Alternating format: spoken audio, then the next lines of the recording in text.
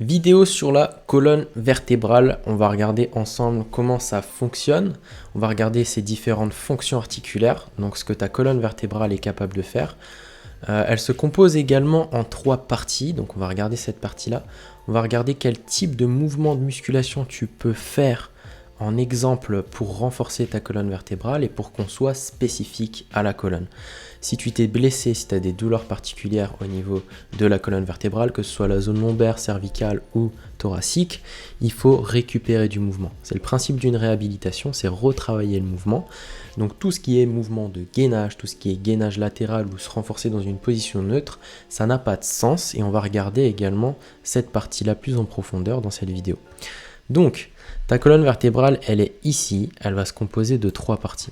Il y a une zone lombaire qui est ici, il y a une zone thoracique, donc au niveau de la cage thoracique tout simplement, et une zone cervicale. Donc, la colonne vertébrale, elle a des fonctions articulaires. Une fonction articulaire, c'est ce pourquoi ton articulation existe, ce qu'elle est capable de faire et son rôle. La colonne vertébrale, elle est capable de s'incliner vers l'avant, elle est capable de s'étendre vers l'arrière, elle est capable de s'incliner vers les côtés et de se tordre sur elle-même, donc de faire des rotations. Je vais l'illustrer avec une image. Donc juste ici, donc flexion de la colonne vertébrale, c'est l'enrouler vers l'avant, extension de la colonne, c'est l'enrouler vers l'arrière, inclinaison ici et la rotation sur elle-même. Donc elle est capable de différentes choses. Nous en réhabilitation, quand tu as des douleurs au dos, ce qu'on veut, c'est retravailler ces fonctions articulaires-là. Donc tout ce qui est aller chez le kiné pour faire du vélo elliptique, pour faire du travail sur bosu, sur surface instable, gainage ventral, latéral, ce genre de choses, ça ne sert à rien. On ne travaille pas le dos, on ne renforce pas ses fonctions articulaires, on ne retravaille pas ses fonctions articulaires, et donc ça n'a pas de sens. Ce que tu veux toi aujourd'hui, qui a mal au dos ou qui veut renforcer ton dos, c'est de retravailler ses fonctions articulaires. Donc il y a différents mouvements possibles pour ça, mais ça ressemble à ce genre de choses. Le Jefferson Curl, par exemple, je travaille l'enroulement de ma colonne vertébrale, donc ma flexion lombaire. Je travaille ma flexion de la colonne vertébrale. Ça, c'est un exemple de mouvement où je retravaille ma colonne vertébrale. Là, par exemple, ça va être les inclinaisons. Donc là, j'ai ma colonne vertébrale qui s'incline sur les côtés, et là, je retravaille la capacité de ma colonne vertébrale à faire des inclinaisons. Là, par exemple, c'est au niveau des rotations. Elle peut même rajouter le mouvement de tête avec, parce que les cervicales font partie de la colonne vertébrale, donc elle peut le rajouter, et ça retravaillera du coup cette fonction-là, etc. Il y a des milliers d'exercices possibles, c'est des exemples. Je t'invite à les essayer si tu le souhaites, mais fais quand même attention. Il y a toute une trame à respecter en réhabilitation, et c'est peut-être trop intense dès le début. Donc ça, c'est ce qu'on veut retravailler. Elle a des fonctions articulaires. Toi, ce que tu veux, c'est les retravailler. Donc, il faut être spécifique à ta colonne vertébrale et retravailler ces fonctions articulaires-là. Maintenant, au niveau des muscles. Au niveau des muscles, pour en savoir plus sur la colonne, il y en a différents. Donc, tes muscles vont relier des os entre eux et vont permettre le mouvement. Au niveau de la colonne vertébrale, on va en distinguer plusieurs qui sont importants. On a le droit de l'abdomen. Donc, lui, il vient s'insérer sur le sternum et sur le périnée. Lui, c'est celui qui va permettre de faire la flexion de la colonne vertébrale. Donc muscle très important et à ne pas négliger, et mouvement à ne pas négliger. La flexion, donc le fait d'enrouler la colonne vertébrale vers l'avant. Lui, il est permis par plein de muscles différents, mais principalement par ce muscle-là. Ensuite, on a l'oblique interne et l'oblique externe, donc ces deux-là. Donc eux vont permettre tout ce qui est mouvement de rotation et tout ce qui est mouvement d'inclinaison. Donc pareil, c'est un ensemble de muscles, mais principalement on va parler d'eux. Et pour ce qui est de l'extension de la colonne vertébrale, on va parler des érecteurs du rachis et de la zone lombaire. Donc eux vont permettre d'étendre la colonne vertébrale vers l'arrière et de faire une extension. Donc voilà au niveau de l'anatomie. On peut parler également du grand dorsal, il est quand même très important, et du trapèze. Mais voilà, ça reste des muscles à côté, c'est un ensemble de muscles qui est travaillé pour faire tout simplement les fonctions articulaires de la colonne. Donc il ne faut pas penser en muscles, mais il faut plus penser en fonctions. Qu'est-ce que tu veux travailler toi aujourd'hui ? Tu ne vas pas te dire je veux travailler tel ou tel muscle, parce que de toute manière c'est un ensemble de muscles qui fonctionnent ensemble. Par contre, tu veux travailler des fonctions qui sont précises.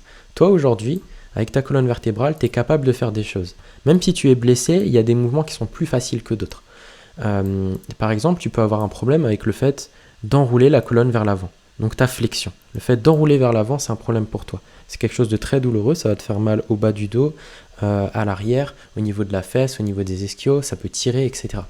Par contre, sur l'extension, tu n'as pas de douleur particulière. Tu fais le mouvement d'extension, tu n'as pas de douleur. Ça, c'est des signaux et c'est de la data, de la donnée qu'on va utiliser. Donc toi, aujourd'hui, par exemple, on sait que la flexion est mauvaise et l'extension pas forcément. Donc ta priorité, ça va vouloir être de travailler ta flexion. Et en fait, c'est de cette manière-là qu'on travaille ta réhabilitation et qu'on va travailler ton dos. C'est le fait de travailler ce que tu n'es plus capable de faire, mais spécifiquement et intelligemment. Donc les exercices que je t'ai montrés avant, par exemple, c'est pas intelligent de commencer tout de suite par ça. Par contre, faire ce qu'on appelle des page rails, des étirements, des contractions isométriques, de l'excentrique, choisir les bons exercices, etc. Ça va être toute une trame de variables d'entraînement et de facteurs qu'on va utiliser pour retravailler une fonction. Bref, c'est technique, il y a plein de choses à voir, c'est pas le sujet de la vidéo, mais ce que tu dois retenir, c'est qu'il y a des fonctions qui sont mauvaises et que tu dois te concentrer là-dessus. Ce qui ne va pas, il faut le travailler intelligemment. Donc la fonction qui est mauvaise, il faut les retravailler. Donc notre but, c'est vraiment d'analyser ce qui est bon et ce qui est mauvais chez toi, ce que tu es capable et ce que tu n'es pas capable de faire, et travailler ce que tu n'es pas capable de faire. Donc ça, c'est une première logique que tu dois assimiler. Ensuite, la deuxième chose de pourquoi ça va te libérer tes douleurs, on peut se dire, oui, moi je reste dans ma zone de confort, je me renforce dans une zone neutre, je ne bouge plus la colonne vertébrale, comme ça je ne vais pas faire de flexion, d'inclinaison, et du coup je ne vais pas me blesser. Ok. Du coup, tu te renforces dans une zone qui est neutre. Qu'est-ce qui va se passer et pourquoi c'est un problème? Déjà, dans la vie de tous les jours, tout ce qui est mouvement de la colonne, c'est obligatoire. Tu ne peux pas le gérer. Que ce soit pendant tes activités sportives, tes activités, tes hobbies, que ce soit pendant les vacances, que ce soit des randonnées, que ce soit ton travail, si c'est un minimum physique, même si c'est bureau, tu dois être en flexion lombaire, plus ou moins en extension, les inclinaisons, au fur et à mesure de la journée, ta colonne vertébrale bouge et va compenser avec la fatigue, etc. Tu peux avoir des raideurs au fur et à mesure. Donc, de toute manière, même si tu ne bouges pas, ça va être douloureux. Donc, tu dois retravailler tes fonctions et de toute façon, tu dois te préparer à la vie de tous les jours parce que c'est obligé qu'à un moment donné de ta vie, tu dois rebouger. Et de toute manière, se dire oui, moi je bouge plus, ça n'a pas de sens. On ne peut pas vivre de cette manière-là. Moi, je ne le conseille pas. C'est pas ma physiologie de vie. Moi, je veux rebouger, retravailler, que la personne soit bien et que tout soit nickel et qu'elle soit libre. Ton corps, c'est ta maison. Ton physique est important. Tu dois garantir sa santé et le travailler de sorte à ce qu'il soit un minimum libre. Il n'y a pas énormément de choses à faire. Il y a quand même une motivation à avoir et des actions à faire. Il faut les faire, mais c'est pas non plus... voilà, tu vas pas devenir un athlète. La santé, c'est accessible à tous. Donc, retravaille tes fonctions, c'est important. Ça, c'est une première chose, donc c'est ta physiologie de vie. Voilà, moi, j'ai envie de rebouger, j'ai envie d'être libre, et tu as le droit d'être libre, et on va travailler pour ça. La deuxième chose qui est importante, et de toute manière, si tu ne bouges pas, ça va pas être une solution. Tu vas tout simplement finir cloué au lit, et même en ayant un dos neutre, tu vas avoir un dos douloureux même si tu restes neutre et si tu te renforces dans une position neutre. Pourquoi? Tout simplement parce que ici, tu as ce qu'on appelle l'espace intervertébral. Ok. Entre tes vertèbres, tu as ce qu'on appelle des disques intervertébraux. Les disques intervertébraux, très souvent on entend parler, c'est ce qui va se pincer, c'est ce qui va se fissurer, c'est ce qui va se déplacer et c'est ce qui peut être douloureux. Et c'est ce qu'on voit très souvent à l'imagerie. Tout ce qui est IRM, échographie, etc. Donc, le fait de ne pas bouger ta colonne vertébrale, de ne pas retravailler tes fonctions articulaires partout, en fait, tout simplement, tes vertèbres vont venir se cristalliser. Il y aura de moins en moins d'espace. Moins je sollicite la colonne vertébrale, moins j'aurai d'espace entre mes vertèbres. Et du coup, ce qui va se passer, c'est que mes disques intervertébraux, à partir du moment où je vais bouger ne serait-ce qu'un tout petit peu, il y aura tellement plus d'espace que je vais venir les pincer ou les fissurer et je vais venir me blesser et avoir des douleurs, des raideurs et voire même me blesser. Ce qu'on veut, c'est éviter ça et c'est retravailler l'espace qu'il y a entre les vertèbres. Et pour ça, c'est le volume articulaire, c'est le fait de retravailler l'espace et donc de retravailler ce qu'on appelle la mobilité de ta colonne vertébrale. C'est-à-dire retravailler ses fonctions articulaires, retravailler ses mouvements, retravailler ses amplitudes et sa force sur l'ensemble des amplitudes. C'est les 3 qualités physiques qu'on veut là. Et en fait, c'est de cette manière-là qu'on va relibérer de l'espace, qu'on va éviter de cristalliser les vertèbres entre elles et les rendre mobiles, qu'elles rebougent et qu'elles récupèrent surtout de l'espace. C'est ça qu'on veut. Cet espace-là, à l'intérieur de cet espace et sur tous tes tissus, il y en a partout dans le corps, il y a ce qu'on appelle des mécanorécepteurs. Les mécanorécepteurs, il y en a des bons et il y en a des mauvais. Les mauvais sont capteurs de la douleur et vont envoyer des signaux de douleur. Les bons sont tout l'inverse, sont capteurs des bonnes choses, sont capteurs des qualités physiques, donc tout ce qui est élasticité, force, vitesse, etc. Plus ils sont stimulés, plus mes mécanorécepteurs qui sont sensibles à la douleur s'atrophient. Elles deviennent de plus en plus petites et elles sont de moins en moins stimulées. Et on n'en entend plus parler. Et en fait, on se rend compte que plus tu es mobile, moins tu as de douleur.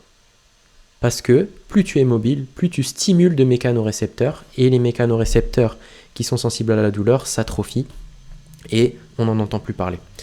Donc, si tu veux être libre physiquement, tu dois de toute manière récupérer tes fonctions articulaires, le faire intelligemment et retravailler ce que tu n'es plus capable de faire. Donc ça, c'est déjà une chose qui est logique. Et la deuxième chose, c'est physiologique. Ça, tu ne peux rien y faire. C'est retravailler sa mobilité pour stimuler les mécanorécepteurs. Tant que tu ne fais pas ça, tu auras des douleurs, des raideurs et tu ne te soigneras pas.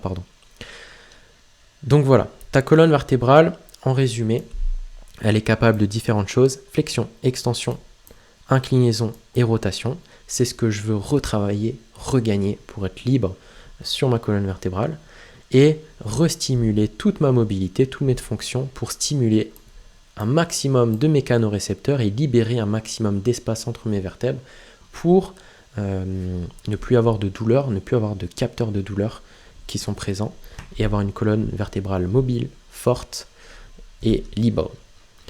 Voilà pour ta colonne vertébrale, voilà pour cette vidéo. J'espère que ça t'a plu. N'hésite pas si tu as des questions et à la prochaine.